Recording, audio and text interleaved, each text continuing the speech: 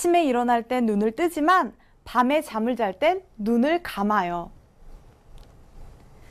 눈을 감고 조용한 음악을 들으니까 잠이 와요. 눈을 감았는데 조용한 음악을 들으면 잠이 잘 오겠죠? 눈을 감고 조용한 음악을 들으니까 잠이 와요. 고개를 들다. 여러분, 고개는 머리와 목의 뒷부분을 가리키는 거예요. 고개를 든다는 것은 얼굴을 앞으로 똑바로 한다는 거예요. 자, 여기 그림을 볼게요. 이 사람이 고개를 드니까 얼굴이 어디를 향하고 있어요? 네, 얼굴이 위쪽을 향하고 있어요.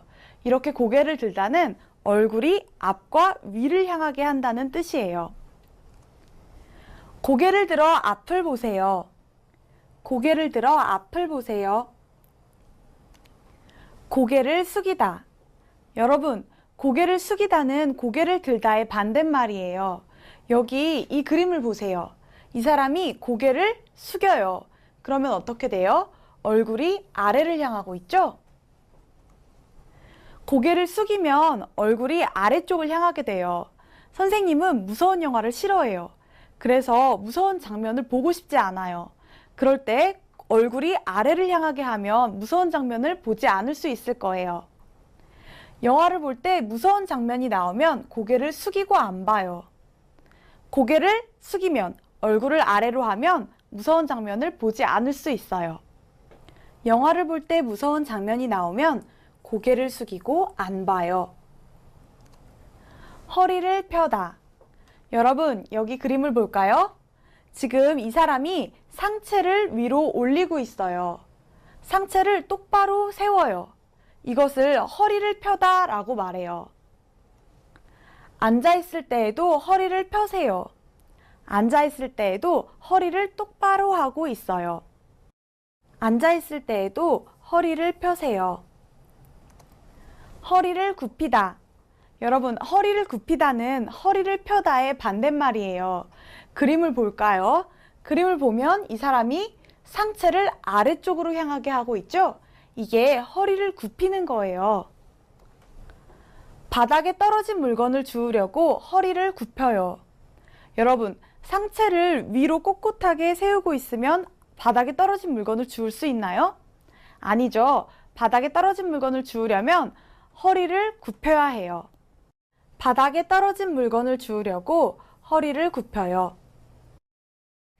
팔을 올리다. 자, 여러분, 이 그림을 보세요. 이 사람이 지금 운동을 하고 있어요. 이때 운동기구를 위로 올리고 있죠? 이렇게 운동기구를 드는 것을 팔을 올리다 라고 말해요. 팔을 올리다는 이렇게 팔을 위로 하는 것도 말하고 이런 식탁 위에 팔을 놓는 것도 팔을 올리다 라고 해요. 식사할 때 식탁 위에 팔을 올리지 마세요. 여러분, 좁은 식탁에서 식사를 하는데 사람이 많아요. 그때 팔을 올리면 아마 서로 불편할 거예요. 그때 이렇게 말할 수 있어요.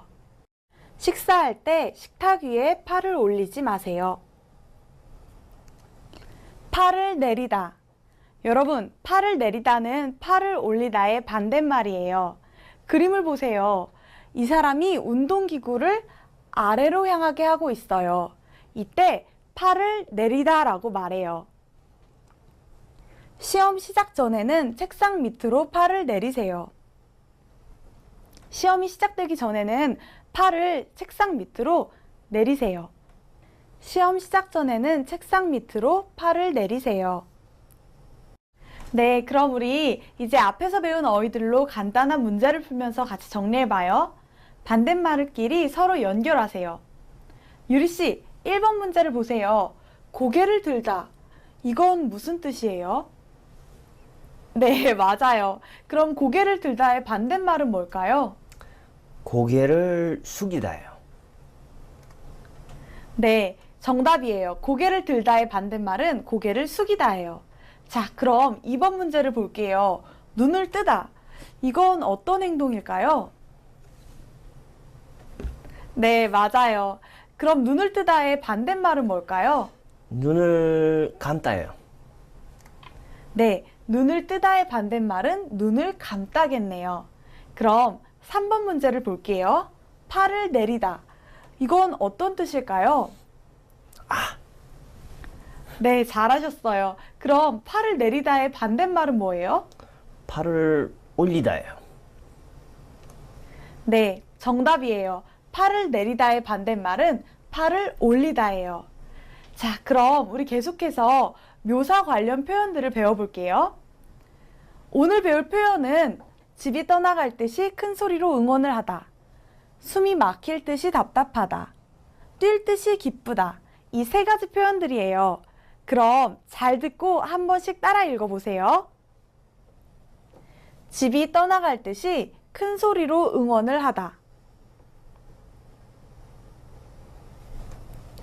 숨이 막힐 듯이 답답하다. 뛸 듯이 기쁘다. 네, 모두 잘 읽으셨어요. 그럼 우리 표현들을 하나씩 자세히 살펴봐요. 자, 첫 번째 표현입니다. 집이 떠나갈 듯이 큰 소리로 응원을 하다. 예문을 같이 살펴볼게요. 목소리가 왜 그래요? 집이 떠나갈 듯이 큰 소리로 응원을 해서 이렇게 됐어요. 여러분, 이렇게 장소 이름 뒤에 이가 떠나갈 듯이를 쓰면 그 장소가 아주 시끄럽게, 그 장소가 너무너무 시끄럽게 라는 뜻이에요. 축구 경기를 해서 집에서 가족들이 같이 응원을 했어요. 집이 떠나갈 듯이 아주 시끄러웠어요. 그럴 때 이렇게 말할 수 있어요. 집이 떠나갈 듯이 큰 소리로 응원을 하다. 축구 경기에서 한국 팀을 응원하는 사람들이 목이 아플 정도로 큰 소리로 응원했어요. 그래서 저도 집이 떠나갈 듯이 큰 소리로 응원했어요. 네, 좋아요. 그럼 우리 문장을 같이 한번 읽어볼까요? 자, 집이 떠나갈 듯이 큰 소리로 응원을 하다. 잘하셨어요. 그럼 다음 표현을 볼게요. 숨이 막힐 듯이 답답하다.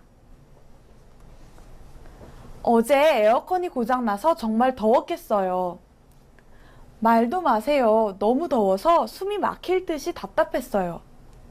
여러분, 너무너무 더우면 어때요? 정말 답답하죠?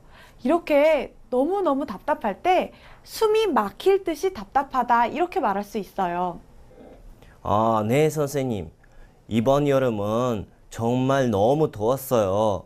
만약 에어컨이 없었다면 숨이 막힐 듯이 답답했을 거예요. 네, 그랬죠? 다행히 이제 날씨가 좀 시원해졌어요. 여러분, 그럼 우리 문장을 같이 읽어볼게요. 숨이 막힐 듯이 답답하다. 잘하셨어요. 마지막 표현을 배워보겠습니다. 자, 마지막 표현입니다. 뛸 듯이 기쁘다.